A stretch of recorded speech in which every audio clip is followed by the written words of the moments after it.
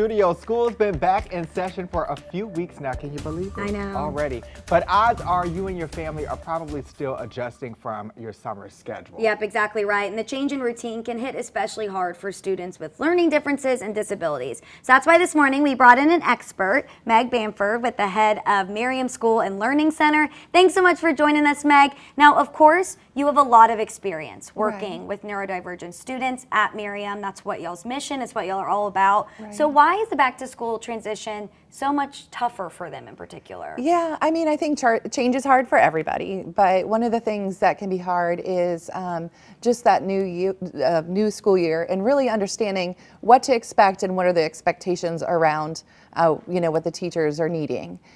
So there's a lot of things that we can put in place so that kids and their families can transition back to school a lot more easily. Things like putting routines in place are really important, especially thinking about sleep. Yeah.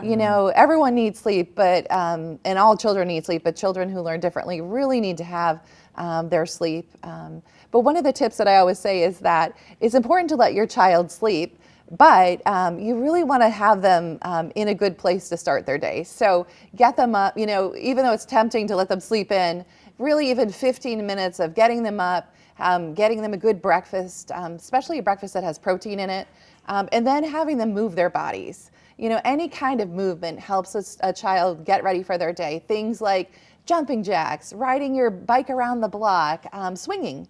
All those things kind of get a kiddo's body ready for their school day. Yeah. Yeah, I'm glad you talked about the food piece, because educators will say, if a kid comes to school hungry, it can ruin the entire day. Yeah. So what resources are available for parents to make sure this transition is easy? Yeah, well, I think the most important thing is to assume positive intention that everybody that's involved with your child wants to have a good school year. So really try to harness the strengths of the teachers and the educators that your kiddo is working with. Contact them.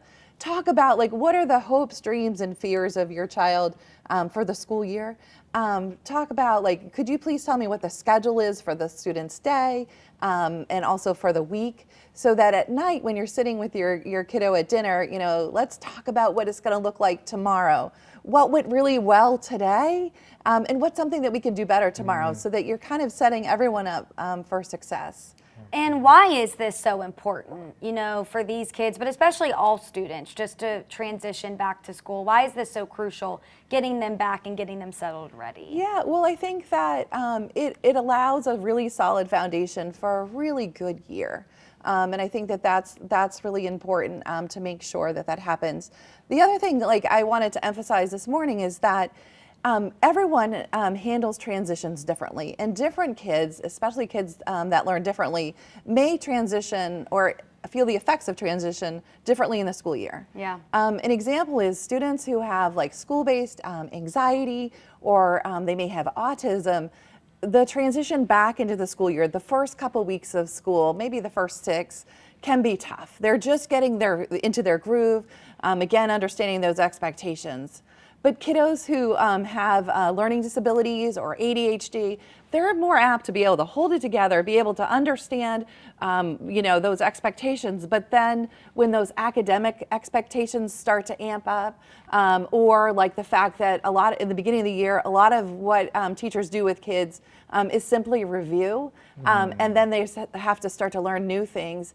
Students who learn differently tend to struggle and start to fall apart after about 6 weeks. Wow. So really validate your students' feelings, let teachers and educators know where they're at, and talk about what works well for your kid. Yeah. Because I think that's really important. Don't take the time to kind of discover it. If you already know, let people know. Yeah. Thank you so much, Meg. We appreciate you being here. Yeah, thank you for sure. letting us be here.